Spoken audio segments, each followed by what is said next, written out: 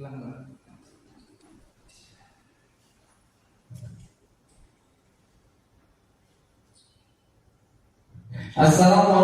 warahmatullahi wabarakatuh. Selamat pagi, semangat pagi, pagi luar biasa.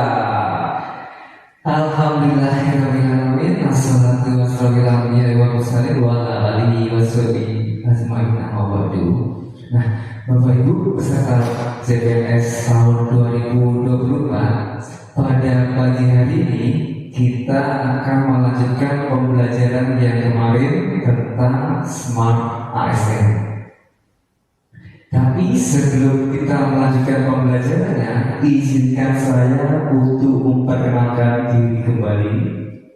Nama saya Diki Haribowo, Widya Iswara, ahli muda dari pemerintah Kabupaten Kediri. Nah, Bapak Ibu, di sini ada yang masih ingat nggak pembelajaran kita tentang Smart ASN yang kemarin? Oke, Mas Galih. Oh iya, benar sekali. Jadi pembelajaran kita kemarin adalah mengetahui 3 pilar dalam literasi digital dan juga tujuan Smart ASN. 3 pilar itu apa? Nah, yang pertama ada zakat digital, yang kedua ada budaya digital, dan yang ketiga ada keamanan digital. Nah, tujuannya apa Bapak Ibu? Tujuannya adalah menjadikan ASN profesional. Iya benar. Kita mau tidak mau, suka tidak suka, dituntut oleh zaman, dipaksa untuk menjadi ASN yang profesional, khususnya dalam memberikan pelayanan dengan mengadopsi berbagai macam teknologi yang dapat kita gunakan dalam memudahkan pekerjaan guna mendukung kinerja organisasi. Nah, zakat digital sendiri seperti yang saya sampaikan kemarin adalah kemampuan dalam mengoperasionalkan perangkat-perangkat teknologi dan juga aplikasi yang sekiranya dapat membantu kita dalam bekerja. Nah, kalau budaya digital sendiri itu adalah merupakan kita membiasakan diri ya, kita membiasakan diri menggunakan perangkat digital, menggunakan komputer, menggunakan HP, dan bahkan mungkin kita sudah harus bisa menggunakan yang namanya mesin pencarian, ataupun kalau sekarang sudah keren itu yang namanya AI. Jadi kita harus membiasakan dan membudayakan kita menggunakan teknologi digital. Dan yang ketiga adalah keamanan digital. Di sini Bapak Ibu harus bisa setidaknya memberikan proteksi keamanan di akun atau data Bapak Ibu, biar data itu atau akun tersebut tidak dicuri oleh orang lain dan tidak disalahgunakan. Oke, itu adalah pembelajaran kita yang kemarin tentang literasi digital. Sebelum kita masuk pada materi inti atau materi yang terakhir, saya mau membuat komitmen nih sama Bapak Ibu. Nah, tadi saya bagikan sticky note di meja Bapak Ibu. Nah, silakan Bapak Ibu tuliskan hal-hal positif yang dapat mendukung kegiatan pembelajaran dan hal-hal negatif yang dapat menghambat proses pembelajaran. Nah, jika kita ibaratkan sebuah kapal, tentunya kapal layak dapat bergerak mencapai tujuan harus ada tenaga pendorong dari belakang. Nah, itu adalah hal positif yang harus Bapak Ibu tulis. Dan sedangkan dari depan ada hambatan, yaitu hal negatif, juga harus Bapak Ibu tulis apa sih yang menjadi hambatan dalam proses pembelajaran. Oke, saya berikan waktu 2 menit. Terima kasih. Nah, di sini sudah kita tempel hal positif dan hal negatif yang dapat mempengaruhi kualitas pembelajaran. Kita ke hal negatif dulu ya. Jadi Bapak Ibu sudah sepakat bahwa hal negatif yang dapat menghambat kegiatan pembelajaran adalah dengan malas belajar. Sedangkan hal positif yang dapat mempengaruhi kualitas pembelajaran kita adalah dengan cara fokus belajar. Oke, di sini kita sudah sepakat. Oke, kita sepakat fokus. Sepakat. Oke, terima kasih. Breakfast dulu untuk kita semua. Nah, literasi digital yang terakhir yang akan kita pelajari hari ini adalah tentang etika digital. Nah, apa sih etika digital itu? Nah, etika itu kalau dilibatkan pada kegiatan sehari-hari itu adalah sopan santun. Tapi bagaimana jika etika digital? Oke, etika digital itu adalah norma-norma dalam penggunaan teknologi, khususnya dalam penggunaan media sosial. Nah, hal seperti ini biasanya terjadi. Ada berita-berita yang kurang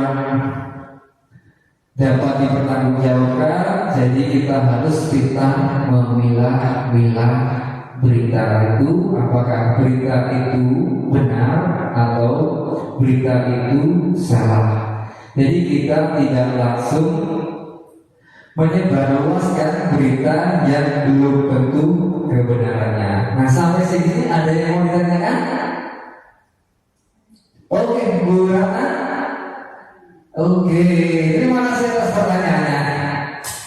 Kenapa itu penting? Jadi, kenapa etika digital itu penting? Etika digital ini penting karena Bapak Ibu harus ingat salah satu fungsi ASN yaitu pemersatu bangsa.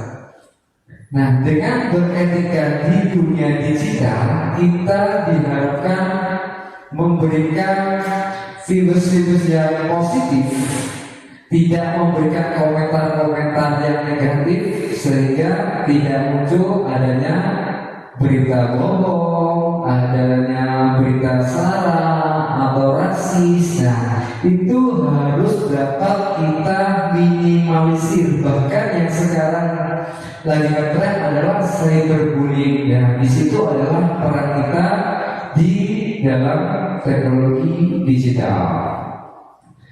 Nah, kita bayangkan saja jika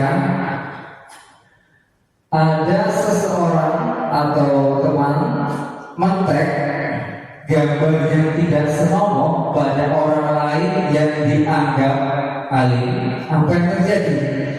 Gambar tersebut akan secara otomatis muncul di beranda teman atau orang lain yang dianggap alim. Nah, di sini efeknya orang alim tersebut akan mendapatkan apa? Mendapatkan pandangan yang negatif dari teman-temannya yang lain. Padahal dia sudah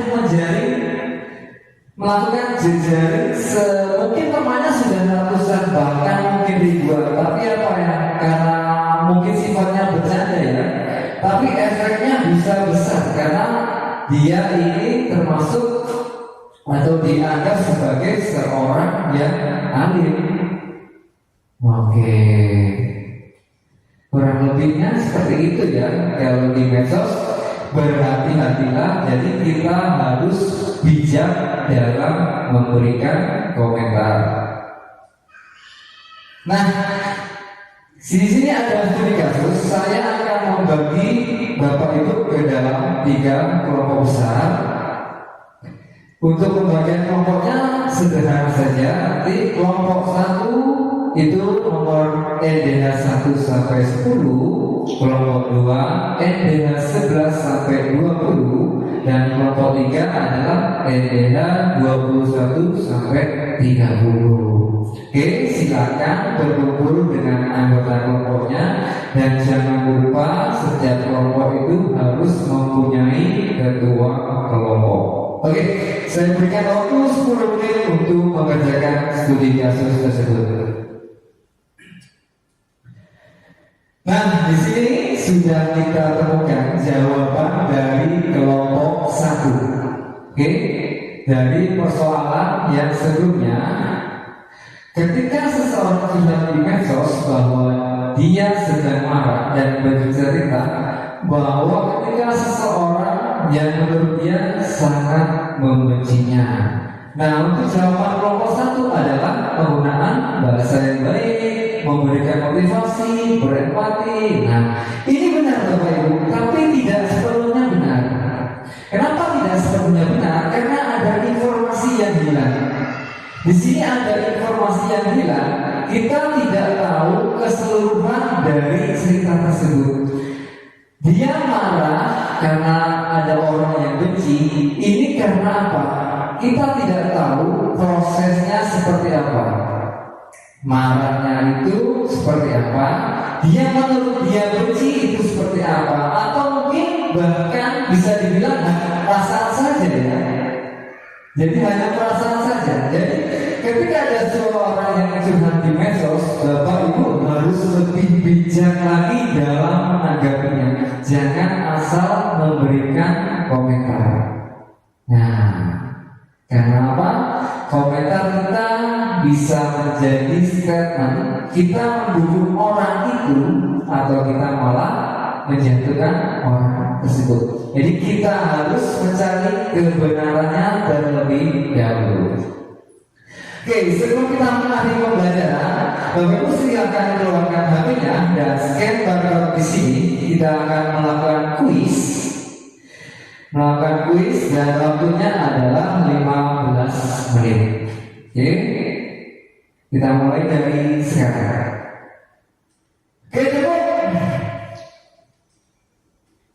Nah, pemenangnya adalah, sebentar saya lihat dulu ya. Oh, Bu Rana, saya berikan aplaus untuk Bu Rana.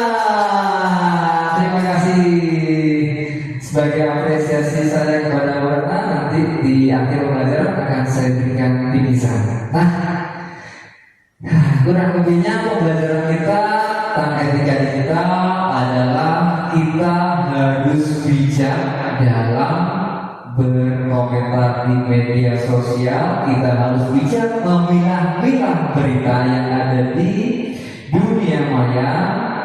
Kita harus bisa meminimalisir kegiatan cyberbullying. Oke? Satu kata dari saya bahwa mimpi bukanlah apa yang kita lihat saat kita tidur, tapi mimpi adalah apa yang membuat kita tidak bisa tidur sebelum kita memenuhinya. Saya Didi Aryo, sekian dan terima kasih. Assalamualaikum warahmatullahi wabarakatuh.